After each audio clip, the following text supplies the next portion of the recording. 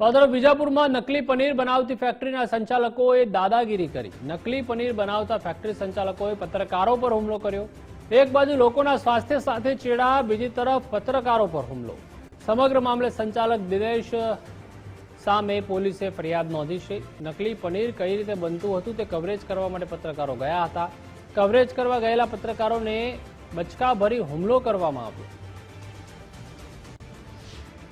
ફરિયાદી તેજસભાઈ નાઓનું માઇક જૂટવી લઈ વાયરો તોડી નાખી તેમના પર હુમલો કરી ફરિયાદીના માઇકને આઈડી વાયર તેમજ ચશ્મા તથા મોબાઈલનો કેમેરો તોડી નાખી આશરે 5,000 રૂપિયાનું નુકસાન કરે તથા કેમેરામેન મોહમ્મદ અલી નાગોરીને વાયરોથી ગરડાના ભાગે માર મારી તથા છાતીના ભાગે ડાબી બાજુ બચકું ભરેલ તથા જાનથી મારી નાખવાનું ઈરાદે ગરુડભાઈ તેજસભાઈ તથા હારૂનભાઈ નાઓને છોડાવ વચ્ચે પડતા બીજા બે અજાણ્યા ઇસમોએ ઉપરાણું લઈ આવી કેમેરામેન મોહમ્મદ અલી નાગોરીને જાનથી મારી નાખવાના ઈરાદે ગરુડભાઈ અહીંયાથી રિપોર્ટિંગ માટે બીજી વખત આવ્યા તો તમારા હાથ પગ તોડી નાખીશું તથા જીવતા નહીં જવા દઈએ અને અહીંથી બહાર નીકળો, તમારે જે કરવું હોય તે કરી લેજો, કશું બગાડી શકશો નહીં મારું, એ રીતના ધમકી આપતા આજરોજ વિજાપુર પોલીસ સ્ટેશનમાં કાયદેસરની કાર્યવાહી માટે ગુનો દાખલ કરવામાં આવેલ છે તથા આરોપી દિનેશભાઈનો પકડવા માટે પોલીસ અધિકારી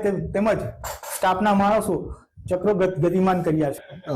વિજાપુર હિંમતનગર હાઈવે ઉપર ખાસ જે છે ડિવાઇન ફૂડ નામની એક કંપની એટલે કે એક પેઢી હતી ને જ્યાં ડુપ્લિકેટ પનીર બનાવવામાં આવતું હતું। અંદાજે 1 મહિના પહેલા જ આ કંપનીએ જે ફૂડ કંપની જે છે બનાવી અને લાયસન્સની પ્રક્રિયા હાથ ધરી હતી।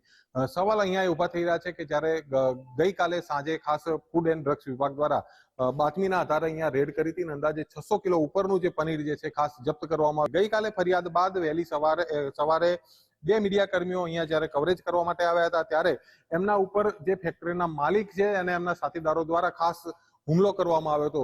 આપણી સાથે જે પ્રતિનિધિ છે એમની સાથે વાત કરીશું। તેજસભાઈ, આપ કેટલા વાગે અહીંયા પહોંચ્યા હતા અને સમગ્ર મામલો શું હતો? આપના ઉપર હુમલો પણ થયો છે?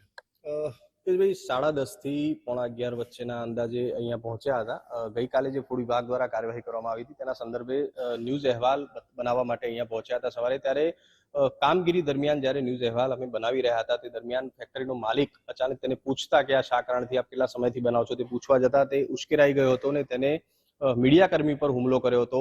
માઇક પર ઝાપટ મારી હતી, માઇક તોડવાનો પ્રયત્ન કર્યો હતો, સાથે સાથે જે માઇક હોય છે માઇકના કેબલ ખેંચીને જે વાયર ખેંચીને તેને તોડીને કેમેરામેનને મારવાનો પણ પ્રયત્ન કર્યો, તેને માર પણ માર્યો। સાથે સાથે તેને લોખંડના બાટ જ્યાં પડેલા છે ત્યાં આગળ તેને ઉપરથી નીચે ફેંકી અને તેને ઈજા પણ પહોંચાડી છે।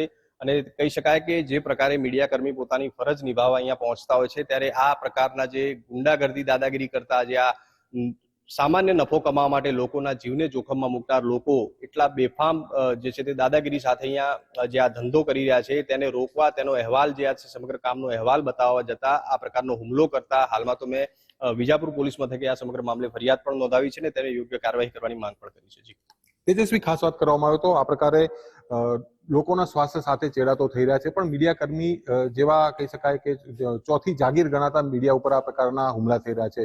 શું માનો છો કે જે પોલીસ છે, તંત્ર છે એને કડક થવાની જરૂર ખરી?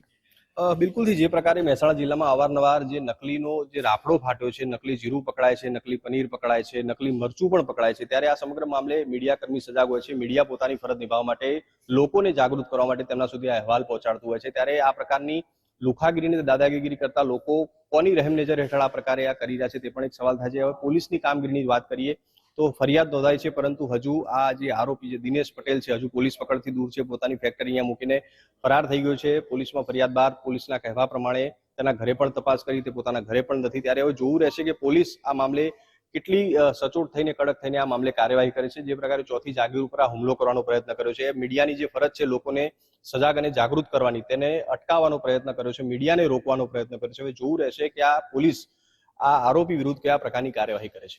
તેજસ્વી, ખાસ અહીંના ધારાસભ્ય જે સીજે ચાવડા પણ છે, શું એમની સાથે આ બાબતે કોઈ ચર્ચા થઈ છે જે આપના ઉપર જે હુમલો થયો છે બાબતે?